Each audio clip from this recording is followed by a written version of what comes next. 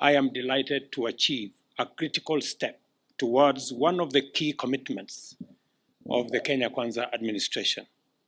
When I took the oath of office, I committed to undertake reforms of our security sector in line with our democratic imperatives and to improve operational efficiency of our police force. The transformation of our security sector has been overdue for many decades, and in all fairness, many attempts have been made, both within the specific security sector agencies and by the national government centrally. These efforts have, at best, produced only minimal positive change. As a result, the weakness in the security services have grown to major challenges, which have further devolved into a threat to the integrity, efficiency, security, and public trust in the security agencies, and by extension, eroded their trust in the government's ability to guarantee the most basic right, the security of persons and their property. We pledge to transform our security services and to increase the state's capacity to protect the people, their belongings, their freedom, and their interests, to create an appropriate environment for enterprise, investment, commerce, and industry. The reforms are also intended to ensure that the gallant men and women in uniform who have committed themselves to the highly challenging and often risky career for the sake of keeping Kenya safe are accorded the respect, support, facilitation, and recognition that they do very well deserve. Accordingly, on December 21st, 2022, I appointed the task force on the reform of the National Police Service, the Kenya Prison Service, and subsequently the National Youth Service. This task force, led by our able chairman, retired Chief Justice David Maraga, was charged with the assignment to identify the legal, policy, administrative, institutional, and operational constraints to effective service delivery by these services. The committee took up the assignment with remarkable dedication and discharged its terms of reference meticulously, thoroughly, and in a manner which clarifies the assignment of recommended remedial interventions with a diagnosis of recognized challenges. I can testify to this task force dedication because they updated me frequently and on time on their progress, as well as evolving issues during the course of their work.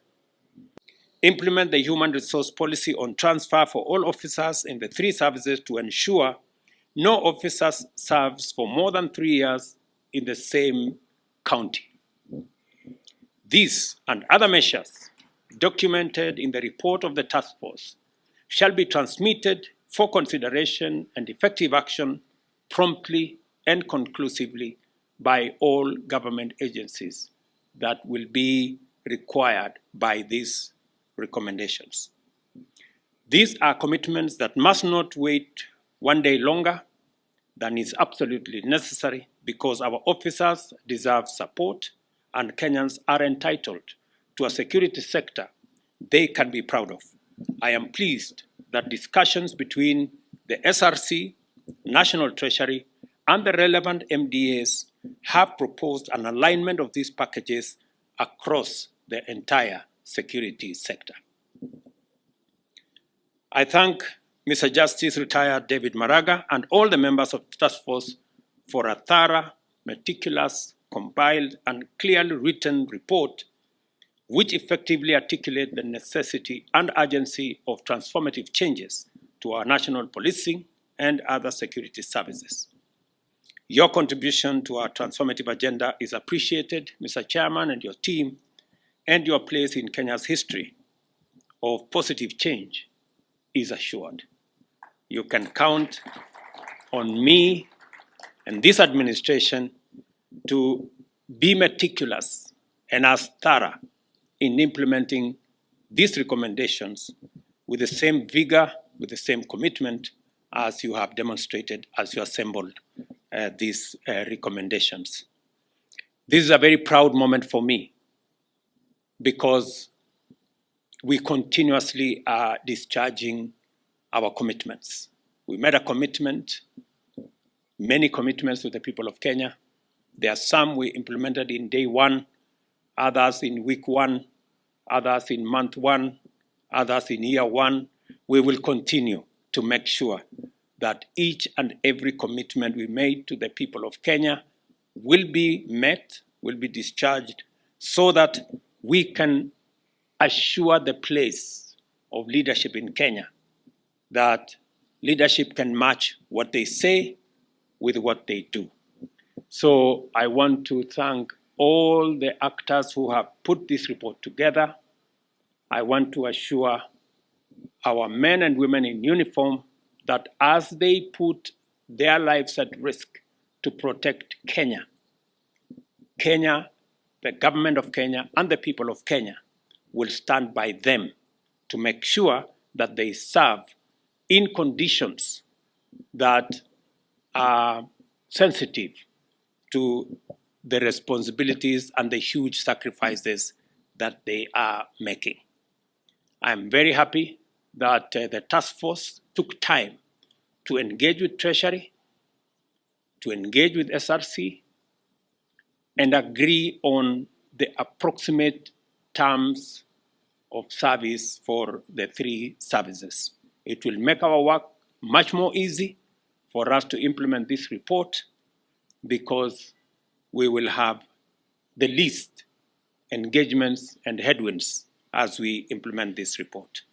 Again, to all those who participated, I know many servicemen in the police, in the prisons, in NYS, gave their recommendations. Many other actors gave their recommendations. Many Kenyans participated in many different ways to put this report together. In our constitutional responsibility to engage the public in making sure that decisions of government are sensitive to what the Kenyan public want and desire. I'm very proud that we are now one step in the right direction to make sure that our policemen, whether it is their salaries, medical requirements, and all the other issues will be addressed using the recommendations by the task force, recommendations which have been handed over to me today. Asanteni sana.